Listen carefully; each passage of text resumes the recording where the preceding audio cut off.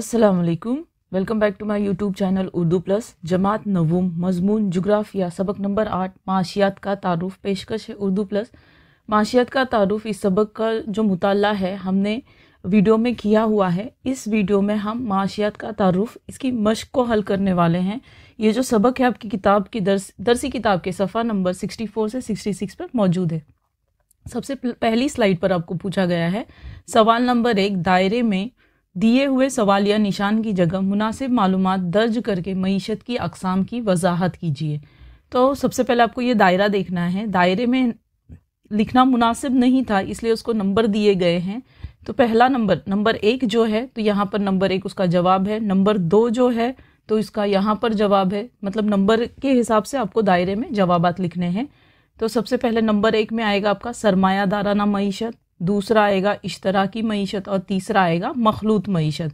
तो नंबर 1 यहाँ पर आपका सरमायादाराना मईशत, फिर यहाँ इश्तराकी मईशत, तीसरा है मखलूत मईशत। उसके बाद नंबर 4, तो नंबर 4 पे यहाँ पर आप देख रहे हो मुमालिक के नाम है जर्मनी, जापान, रियासत मुत्तहिदा अमेरिका। फिर नंबर 5 आपको इसी साइड में दिया गया है। तो यहाँ पर आप देखोगे कि इसका मकसद जो है ज़्यादा से ज़्यादा मुनाफा हासिल करना। उसके बाद नंबर 6 चीन और रूस। तो नंबर 6 आपका यहाँ पर है, चीन और रूस मुमालिक के नाम है। फिर इसका जो असल मकसद है तो नंबर 7 देखो उसी के नीचे आपको दिया है, उसका असल मकसद है माशरे की मिल्कियत को बताना। ठीक है। नंबर 8 है अवामी और खानगी शोबों का बाहमी वजूद। तो यहाँ पर आएगा आपको मुमालिक के नाम बताए गए हैं और उसका मकसद क्या है। तो 8वें नंबर पर है वो अवामी और खानगी शोबों का बाहमी वजूद। अगली स्लाइड पर हम इसको समझेंगे अच्छे तरीके से ये क्या है।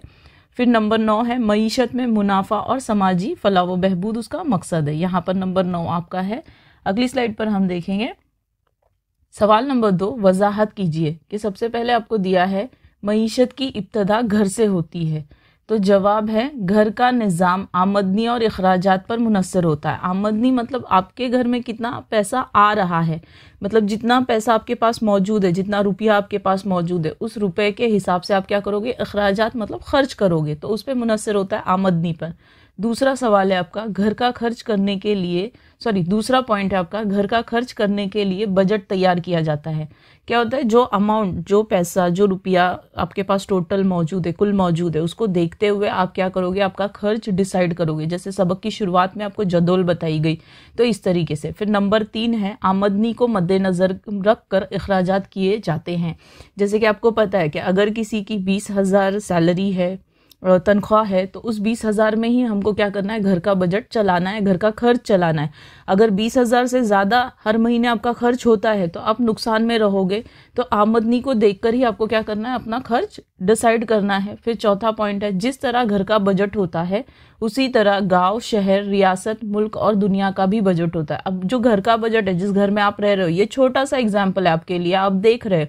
उसी तरह अगर गांव है तो गांव में जैसे अगर हमको सड़कें तामीर करनी है, सड़कों के किनारे लाइट लगाना है, उसी तरीके से पानी का इंतज़ाम करना है, तो उसके लिए भी खर्च करना पड़ता है। तो खर्च करने के लिए गांव के लोगों की या पंचायत के पास या पंचायत समिति के पास किस तरीके से पैसा आता होगा, तो जाहिर सी बात है अवाम से जो टैक्स हासिल होता है वो क्या हुई, हुकूमत की आमदनी हुई, और उसके ज़रिए वो क्या करते हैं, अवाम की भलाई करते। तो गाँव का भी निज़ाम, इसी तरह से शहर, गाँव से थोड़ा बड़ा शहर है तो शहर का भी निज़ाम है, रियासत है, फिर मुल्क है और दुनिया का भी बजट होता है।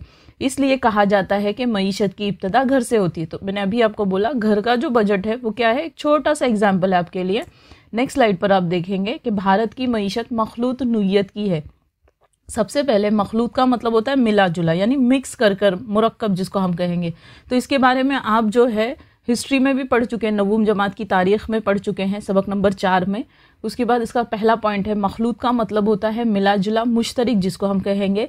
तो नंबर 2 भारत में अवामी शोबा और निजी शोबा मिलकर काम करता है। तो मैं यहाँ पर आपको एक एग्जाम्पल के एक फॉर्मूला देना चाहूँगी कि जैसे कि मखलूत मईशत इज इक्वल टू अवामी शोबा प्लस निजी शोबा। इस तरीके से जो है भारत में काम होता है कि इसकी वजह से अवाम को बहुत सारी सहूलतें मिलती हैं और वक्त पर उनके काम मुनासिब होते हैं। तीसरा पॉइंट है इस मईशत में मुनाफा और समाजी फलाह व बहबूद पर जोर दिया जाता है। तो इस मईशत में क्या किया जाता है, मुनाफे पे ज़्यादा से ज़्यादा जोर दिया जाता है। उसी के साथ साथ मुनाफा हो, लेकिन कैसा हो कि समाज का भी भला हो, तमाम लोगों का भला हो उसमें। फिर नंबर 4 है जिसकी वजह से भारत में सरमायादाराना मईशत और इश्तराकी मईशत दोनों भी खुसूसियत नजर आती है। तो जैसे कि कुछ ममालिक में ऐसा है कि सिर्फ सरमायादाराना मईशत चलती है और कुछ ममालिक में सिर्फ इश्तराकी, लेकिन यहाँ पर दोनों को मिलाकर चलाया जाता है, सरमायादाराना मईशत और इश्तराकी मईशत। और उसका खास मकसद क्या होता है? मुनाफा हासिल करना और समाज की फलाह व बहबूद करना। अगला स्लाइड पर है आपका, मईशत के लिहाज से दुनिया के ममालिक के 3 अकसाम हैं, ठीक है। तो अभी आप देखोगे जैसे कि हमने वो दायरा पहली स्लाइड पर हल किया है, उसी का आपको पैराग्राफ में लिखना है। तो सबसे पहले आपको देंगे सरमायादाराना मईशत। तो सरमायादाराना मईशत पैदावार के वसाइल निजी अफराद के जिम्मे होते हैं। निजी मतलब एक, जिसको हम अंग्रेजी में प्राइवेट कहते हैं। आपने कई कंपनियों पे लिखा हुआ देखा होगा कि PVT लिमिटेड है ना, प्राइवेट, उसका मतलब क्या होता है? प्राइवेट लिमिटेड, वो शॉर्ट फॉर्म है। तो इस मईशत का मकसद, अब इसका मकसद क्या है? ज्यादा से ज्यादा मुनाफा हासिल करना होता है। जाहिर सी बात है, अगर ये कंपनी या एक सनत किसी एक शख्स के हाथ में है तो वो अपना मुनाफा ही चाहेगा, ठीक है। तो इसलिए उसका सिर्फ यही मकसद होता है कि जो भी फायदा हो वो सिर्फ मेरा हो और सिर्फ फायदा हो, मैं नुकसान में ना रहूं। उसके बाद ये जो सरमायादाराना मईशत है, ये जर्मनी, जापान, रियासत मुत्तहिदा अमेरिका जैसे ममालिक ने इस मईशत को इख्तियार किया। तो ये 3 ममालिक में ये मईशत को अपनाया गया है। दूसरा है आपका इश्तराकी मईशत। इश्तराकी मईशत में वसाइल पूरी तरह माशरे की मिल्कियत होती है। माशरे या आप हुकूमत को भी ले सकते हैं। माशरा मतलब हुकूमत क्या करती है? अवाम तक वो चीज़ों को बराबर पहुंचाती है, तो इसलिए माशरे की मिल्कियत होती है। कोई भी चीज़ हो, फायदा हो, नुकसान हो, जो भी चीज़ होगी, पूरा माशरा, पूरी अवाम, पूरे लोग मिलजुल कर उसको सामना करेंगे उसका। फिर इस मईशत का मकसद समाजी फलाह व बहबूद है। तो आप देखो पहले वाले मकसद में, सरमायादाराना के मकसद में क्या था? सिर्फ मुनाफा हासिल करना। फिर इश्तराकी की मईशत की मकसद क्या है? सिर्फ समाज का फलाह व बहबूद हो, क्योंकि उसमें तमाम अवाम शामिल है, ठीक है। इस मईशत को चीन और रूस जैसे ममालिक ने इख्तियार किया। तो यहाँ पर आपको 2 ममालिक के नाम दिए गए जहाँ पर यह मईशत चलती है। तीसरा आता है मखलूत मईशत, जिसका मतलब मैंने आपको स्लाइड पर समझाया है कि मखलूत का मतलब होता है मिला जुला। तो मखलूत मईशत में अवामी और निजी शोबों का बाहमी वजूद होता है। तो मैंने आपको एक फार्मूला भी दिया था ताकि आपको आसान हो कि मखलूत मईशत इज इक्वल टू सरमायादाराना मईशत प्लस इश्तराकी मईशत, ये दोनों को मिलाकर ये बना हुआ है। तो इस मईशत का मकसद मुनाफा और समाजी फलाह व बहबूद। अब आप देखेंगे कि सरमायादाराना मईशत में मुनाफा है और इश्तराकी मईशत में क्या है? समाजी फलाह व बहबूद का मकसद है, ठीक है। तो ये दोनों को मिलाकर क्या हो रहा है? अब यहाँ पर क्या हो गया? दोनों को मिलाया गया, इसलिए दोनों का मकसद भी इसमें आ गया है। तो ये जो मईशत है, भारत, स्वीडन, बरतानिया उज़्मा ने इस मईशत को इख्तियार किया है। अगली स्लाइड पर आप देखोगे सवाल नंबर 3 है, मंदरजा झेल सवालों के एक जुमले में जवाब लिखिए। तो पहला सवाल है, इनफरादी या खानदानी इंसराम किन माशी अवामिल से मुताल्लिक होता है? इनफरादी का मतलब एक होता है, खानदानी, उसके बाद देखो इनफरादी यानी हमारा खुद का खर्च और खानदान का खर्च आमदनी और अखराजात जैसे अवामिल से ताल्लुक़ रखता है। जाहिर सी बात है, जितनी आमदनी होगी हम उतना ही खर्च करेंगे, उससे ज़्यादा खर्च करने की कोशिश भी नहीं करेंगे। फिर बे है आपका, मईशत की इस्तिलाह किस यूनानी लफ्ज़ से हुई?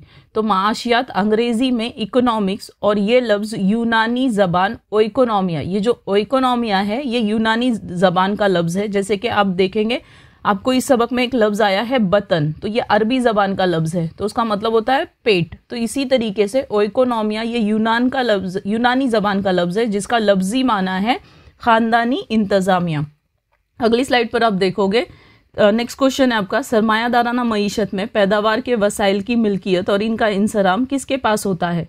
तो सरमायादाराना मईशत में पैदावार के वसाइल की मिल्कियत और इनका इंसराम निजी अफराद के पास होता है। तो हम अभी तक की स्लाइड पर पढ़ते ही आ रहे हैं, तो यही पूछा गया है। निजी मतलब मैंने आपको बताया क्या, एक अकेले का, खुद का, एक अकेले इंसान का, ओके। उसी तरीके से उसको इंग्लिश में प्राइवेट कहा जाता है। तो आलमकारी का मफहूम बताइए। तो आलमकारी यानी मुल्क की मईशत को आलमी मईशत से हम आहंग करना, मतलब कोई भी चीज़ हो, आपकी मेहनत हो, खिदमत हो, रुपया हो, वक्त हो, तो आप क्या कर सकते, उसको एक हद में नहीं रख सकते, एक सरहद में नहीं रख सकते। एक सरहद से दूसरी सरहद पहुंचाना आपके ख्यालात हो, ये कहलाता है आलमकारी। अगर ये वीडियो आपको पसंद आती है तो लाइक कीजिए, सब्सक्राइब कीजिए और शेयर कीजिए। इंशाल्लाह इस अगले सबक की मश्क का मुताला हम अगली वीडियो में करेंगे। जज़ाकल्लाह एंड थैंक यू।